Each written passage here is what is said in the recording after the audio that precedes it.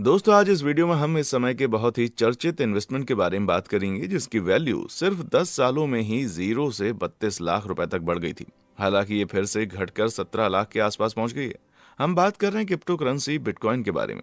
वैसे तो इस समय पर हर जगह क्रिप्टो करेंसी बहुत ज्यादा चर्चा में है, लेकिन इसके चर्चा का ही कहीं ना कहीं बिटकॉइन की कीमतों में उछाल का मुख्य कारण बनती है। आपको बता दें कि साल 2010 में बिटकॉइन का प्राइस कभी $1 से ज्यादा नहीं गया था, पर आज एक बिटकॉइन की कीमत 16 लाख रुपए से ज्यादा है। मतलब अगर उस वक्त किसी ने 8 बिटकॉइन खरीदे होते तो वो आज करोड़पति बन गया होता।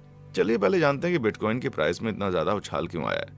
आपको बता दें कि बिटकॉइन की कीमतों में उछाल एक बड़े इन्वेस्टमेंट से आया है। ये निवेश दुनिया के सबसे दौलतमंद कंपनियों में से एक एलन मस्क की कंपनी टेस्ला ने किया है, जिसके बाद टेस्ला ने पेमेंट भी बिटकॉइन में लेना शुरू कर दिया, जिससे लोगों को इस पर और भरोसा होने लगा। तो चलिए अब जानते हैं बिटकॉइन होता क्या है। बिटकॉइन एक वर्चुअल करेंसी होती है, जैसे बाकी करेंसीज होती हैं, जैसे रुपया, डॉलर इत्यादि। ठीक उसी तरह बिटकॉइन भी एक डिजिटल करेंसी है। ये बाकी करेंसी से बिल्कुल अलग होती है, क्योंकि बिटकॉइन को ना हम देख सकते हैं और ना ही उसे पैसों की तरह छू सकते हैं। हालांकि बिटकॉइन से हम जब चाहे बहुत सी जगह खरीद सकते हैं, दो लोगों के बीच में एक्सचेंज कर सकते हैं। हर व्यक्ति जिसके पास बिटकॉइन होता है वो सिर्फ ऑनलाइन वॉलेट में उसको स्टोर करके रखता है। बिटकॉइन बैंकिंग सिस्टम से बिल्कुल अलग है। उदाहरण के तौर पर देखें, जैसे रुपए को reserve bank of India monitor करता है, डॉलर को अमेरिका का सेंट्रल बैंक मॉनिटर करता है, लेकिन बिटकॉइन को कोई मॉनिटर नहीं करता। ये किसी देश, बैंक या फाइनेंशियल इंस्टीट्यूशन के अंदर नहीं आता, या हम भाषा में कहें इसका कोई मालिक नहीं होता। कैसे हुई थी बिटकॉइन की शुरुआत? 31 अक्टूबर 2008 को संतोशी नाकामोटो ने इंटरनेट पर एक आर्टिकल पब्लिश किया था, जिसकी पहली लाइन में लिखा था, a version of electronic cash that would allow payments sent to the directly one party to another party without going to financial institutions.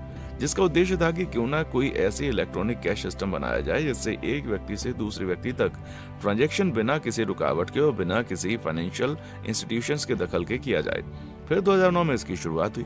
शुरू में इसकी कीमतों में कोई बढ़ोतरी नहीं दिखी, पर जैसे जैसे इसकी लोकप्रियता बढ़ती है, इसकी डिमांड बढ़ गई और साथ ही इसकी कीमतों में उछाल आया और आज के समय एक बिटकॉइन की कीमत 16 लाख से ऊपर है। बिटकॉइन 2008 में एक इंसान का सिर्फ आइडिया था, लेकिन आज बिटकॉइन पर लाखों करोड़ों की ट्रेडिंग होती है।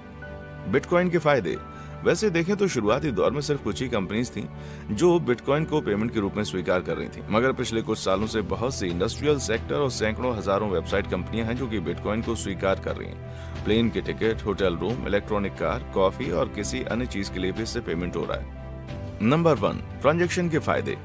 आम डेबिट क्रेडिट कार्ड से भुगतान करने में लगभग 2 से 3% लेन देन शुल्क लगता है, लेकिन बिटकॉइन में ऐसा कुछ नहीं होता। इसके लेन देन में कोई अतिरिक्त शुल्क नहीं लगता, इस वजह से लोकप्रिय होता जा रहा है। इसके अलावा ये सुरक्षित और तेज भी है, जिससे लोग बिटकॉइन स्वीकार करने की तरफ खींचे जा रहे हैं। किसी अन्य क्रेडिट कार्ड की तरह ही इसमें कोई क्रेडिट लिमिट नहीं होती, न ही कोई नकदी लेकर घूमने की समस्या है। खरीदार की पहचान का खुलासा किए बिना पूरे बिटकॉइन नेटवर्क के प्रत्येक लेन देन के बारे में पता किया जा सकता है। ये एकदम सुरक्षित और फास्ट होता है और इसे दुनिया में कहीं भी प्रयोग किया जा सकता है और इससे खर्च की कोई सीमा भी नहीं होती।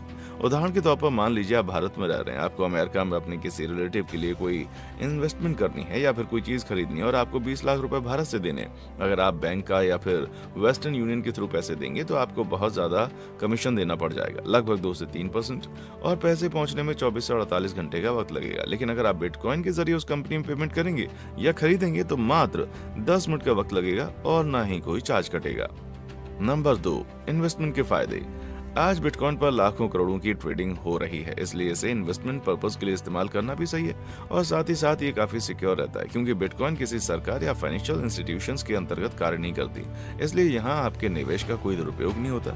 वहीं उदाहरण के तौर पर मान लीजिए कि आपने अपना निवेश किसी बैंक में किया है जो कि भारत में रिजर्व बैंक ऑफ इंडिया के अंतर्गत आता है, जिसके मुताबिक बैंक आपके पैसों से व्यापार कर सकते हैं, यानी कि आप अपने पैसों को बैंक को देकर उसे मनचाहे तरीके से प्रयोग करने की छूट दे देते हैं और बैंक इसी पैसे से कंपनीज और इंडिविजुअल लोन देते हैं, जिससे फायदा होने पर बैंक्स हमें इंटरेस्ट भी देते हैं। कई बार ऐसा होता है कि बैंक्स कुछ इंडस्ट्रियलिस्ट को इरेगुलर तरीके से लोन दे देते हैं, जिससे कि वो लोन बैड डेब्ट या NPAs बन जाता है। उसका सीधा शिकार हम जैसे डिपॉजिटर्स बनते हैं। हाल ही के सालों में हमने देखा है कुछ बैंक्स जैसे कि Yes bank, PMC banks, Lakshmi Vilas bank पूरी तरह से फेल हो गए थे, जिसमें नुकसान सिर्फ हम जैसे गरीब इन्वेस्टर्स को हुआ था।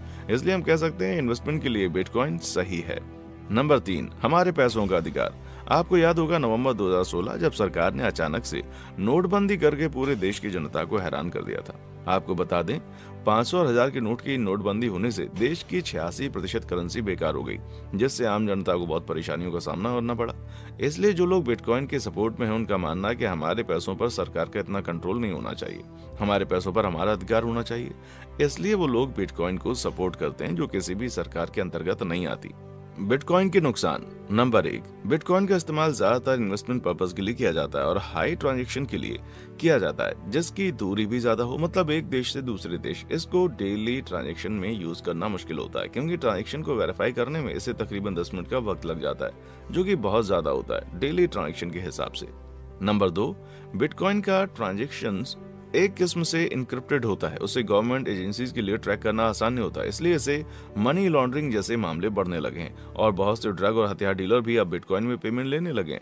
नंबर 3, यहाँ पर बिटकॉइन को कंट्रोल करने के लिए कोई अथॉरिटी, बैंक या सरकार नहीं है, तो इस वजह से बिटकॉइन का कीमत में काफी उतार चढ़ाव होता है, तो ये थोड़ा सा रिस्की होता है, इसलिए इसमें निवेश से पहले इसके बारे में अच्छे से जान ले।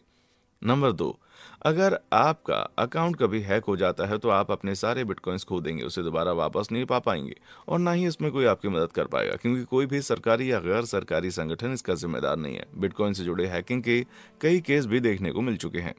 बिटकॉइन वॉलेट क्या है? बिटकॉइन को हम सिर्फ इलेक्ट्रॉनिकली स्टोर करके रख सकते हैं और इसे रखने के लिए बिटकॉइन वॉलेट की जरूरत होती है। बिटकॉइन वॉलेट्स बहुत से प्रकार के होते हैं, जैसे desktop wallet, mobile wallet, online web based wallet, hardware wallet. इनमें से किसी भी एक वॉलेट का इस्तेमाल करके हमें इसमें अकाउंट बनाना होता है और फिर वहीं पर हमारी बिटकॉइन स्टोर होती है। दोस्तों, अगर आपका इस वीडियो से जुड़ा कोई और सवाल है तो आप हमें कमेंट करके पूछ सकते हैं। देखने के लिए शुक्रिया।